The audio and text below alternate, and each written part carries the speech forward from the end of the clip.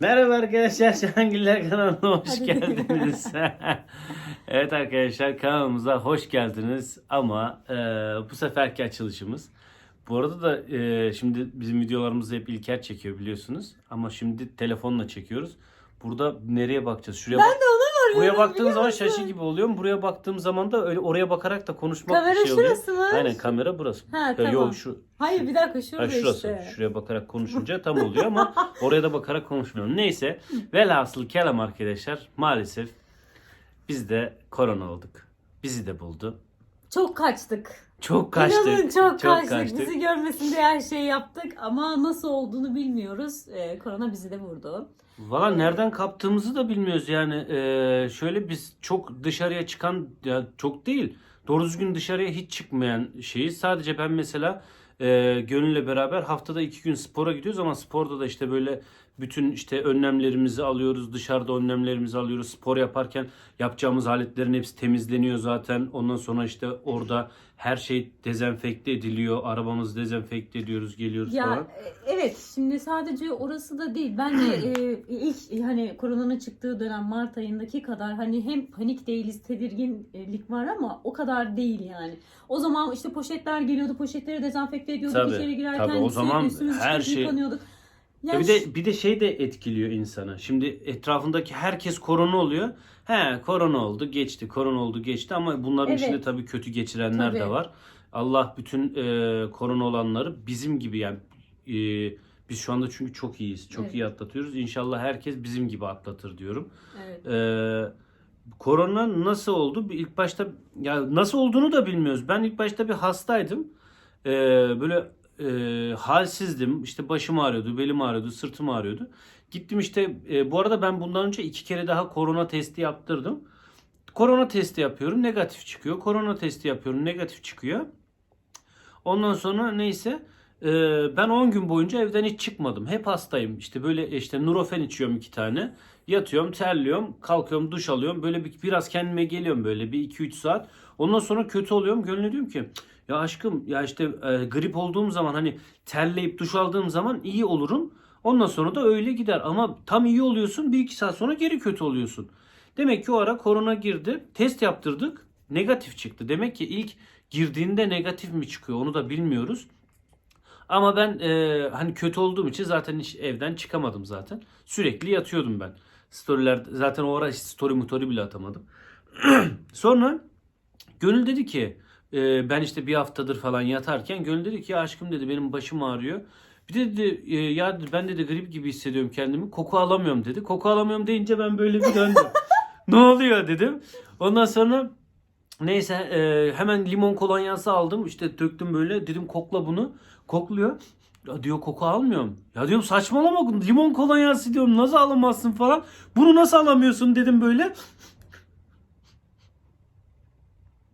Ben de alamıyorum dedim. Aynen Ondan öyle sonra oldu. aynı anda ikimiz de koku alamadığımızı fark ettik sonra. Dedik ki hemen test yaptıralım. O arada da cumartesi pazar sokağa çıkma yasağı olduğundan dolayı hemen 112'yi aradık. Dedik ki biz işte koku alamıyoruz, test yaptırmak Evet. istiyoruz. Çünkü ben yaptırdım, negatif çıktı ama bir daha yaptırmam lazım. Çünkü hani bazıları böyle 3-4 defa yaptırıp negatif sonra pozitif falan Tabii. çıkıyormuş. Bir de zaten biz hani negatif çıktı ama hem ben de zaten baş ağrısı ve işte grip semptomları göstermeye başlayınca hiçbir şekilde ne Birgül'le görüştüm Tabii. ne anneme gittim. Anneme gidecektik mesela Birgül'le. Bir dedim ben gelmiyorum, kendimi kötü hissediyorum. Spora gitmedim, anneme gitmedim, dışarıya çıkmadım zaten. Hani her şey kapınıza gelecek şekilde zaten yapılmış artık. Online olarak her şey sipariş verildiği için. Birgül'ün bebesi Ali dayıyı bile sevemedik Ay yani. vallahi Hasta göremedik, olduğum kaç günden beri gündür. dedik ki ya bir hastayız ama Evet. negatif çıktı. Ama yine de ne olur ne olmaz hani işte bazen yanlış çıkabiliyor falan diye. Tabii. Hani korona bile olmasak gribimiz bulaşmasın Yani, diye görüşmüyoruz zaten. Yani biz gerekli önlemleri aldık aslında. Hiçbir şekilde dışarı irtibatımız zaten yoktu. Gelen zaten yoktu. Bu Tabii dönemde ki kimseyi kabul etmedik zaten. aynen 112'yi Hatta aradık. zaten işte videonun çekmemiz lazım olan günde bile İlker'i çağırmadık dedik yani işte hani bir test yaptıralım ne Aynen. olur ne olmaz falan diye. Sonra 112'yi aradık. 112'den dediler ki çok ağır semptomlar olmadığı sürece hemen gelip evinizde yapmıyorlar. Siz de çıkmayın, ceza alırsınız falan dediler. Biz de tamam o zaman pazartesi bekleyelim dedik. Pazartesi gittik, testimizi yaptırdık ama Gönül şey diyor. Ya yok aşkım, ben normalde grip olduğum zaman da zaten diyor şey yapıyorum diyor. Koku alamıyorum falan diyor. Biz diyor negatifizdir falan. Ondan sonra akşam bir geldi, ikimiz bir açtık. Benimki yine negatif. Ya ben hep negatif çıkıyorum. Nasıl oluyor ben anlamadım. Ama en büyük belirtileri ben gösterdim. Gönül'de hiçbir şey yoktu. Belirtilerin hepsini ben gösteriyorum. Ama ben negatifim. Gönül pozitif çıktı. Ondan sonra zaten bir gün sonra arayan doktor şey dedi. Büyük ihtimal siz zaten pozitiftiniz. Eşinize geçirdiniz. Siz dedi negatife dönmüşsünüz. Birkaç güne de muhtemelen eşiniz negatife döner dedi. Evet, yani Emrah aslında koronayı atlatmış oldu. Çünkü zaten grip olduğu zaman, yani bizim grip olduğunu düşündüğümüz zaman da kendine çok iyi baktı. Tabii Yani Gönül mesela o şeyi istiyorsan anlat. Buradan mesela korona olsanız da normal grip olsanız da öksürüğe çevirmemesi için Gönül bizim üst komşumuzda Gül abladan sağ olsun böyle bir tane tarif öğrenmiş. Tam böyle öksürmeye başlayacağım. Tam böyle buralarım böyle bir çok kötü oluyor.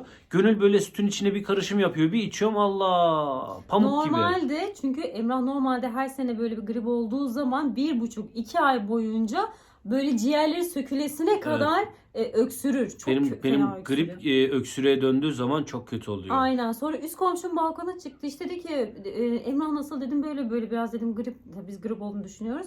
Hemen dedi bir bardak, siz de kaydedin bunu arkadaşlar.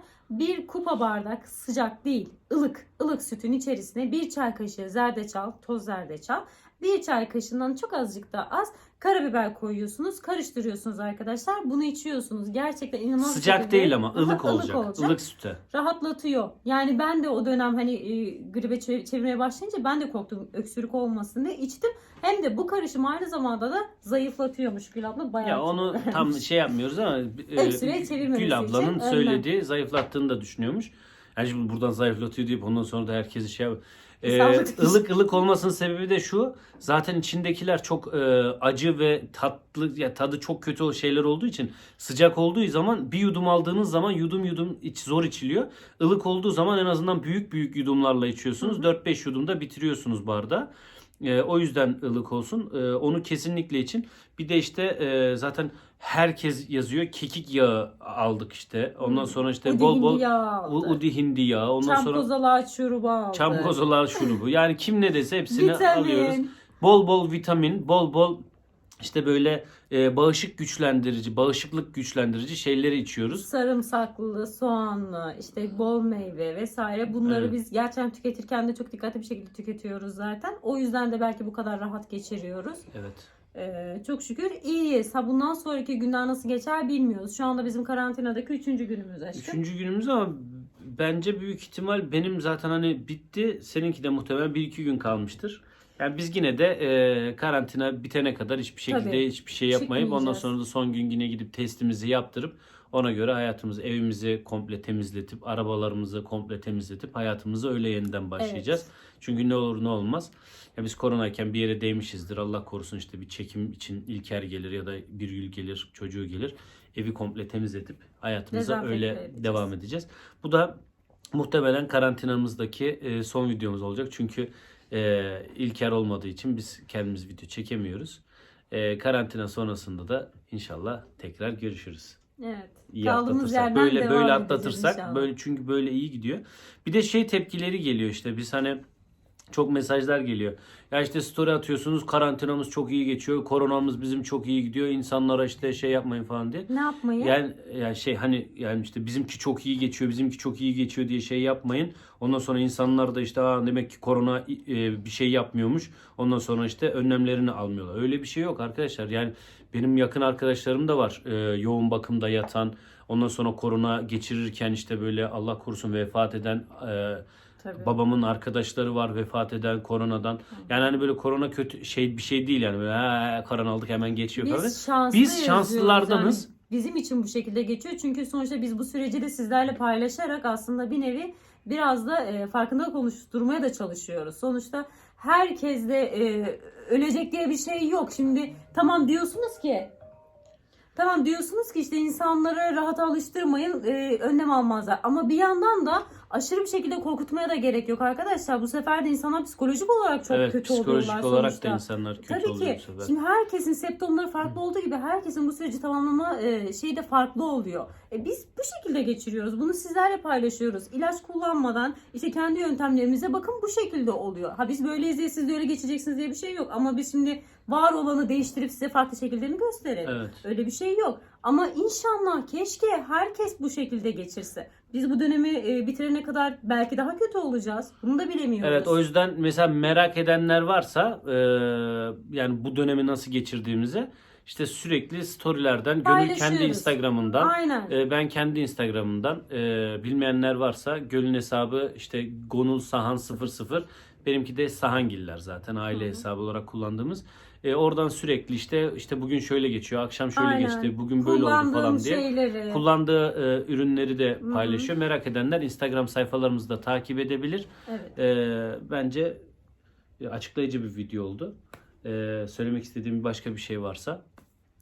Hayır arkadaşlar, siz önleminizi gerçekten alın. Ne olursa olsun sonuçta bir hastalık yani bu. Bizimki iyi geçiyor diye hafifletici bir yönü yok maalesef. Evet. Çünkü çok ağır durumda olan arkadaşlar var. Herkese acil şifalar diliyorum. Hayatını kaybetmiş olanların ailelerine de başsağlığı diliyorum. Amin. Çünkü bizim çevremizde de var maalesef. Bu hayatımızın bir parçası oldu ama inanın geçecek. Atlatacağız inşallah hep Atlatacağız beraber. inşallah. Aynen. Gerekli önlemleri alarak hani biz bunu olduk, geçirdik. Biz sıramızı saldık, rahatladık diye bir şey yok. Sonuçta ikinci kez geçirme durumumuz da var. Evet. O yüzden biz de önlemlerimize devam edeceğiz. Lütfen bu dönemde öyle misafirlik vesaire bunları yapmayın. Önlemi elden bırakmayın. Sizi Mecbur olmadığı çok sürece seviyoruz. dışarıya çıkıp arkadaşlarınızla görüşmeyin. Yani evet. Bu kadar, yapacak Evet. başka bir şey yok. Sizi çok seviyoruz arkadaşlar. Görüşmek üzere. Güzel mesajlarınız için, destekleriniz için ayrıca teşekkür ederim. Sizi çok seviyorum. İyi ki varsınız. Kendinize iyi Şen bakın. kalın. Kendinize iyi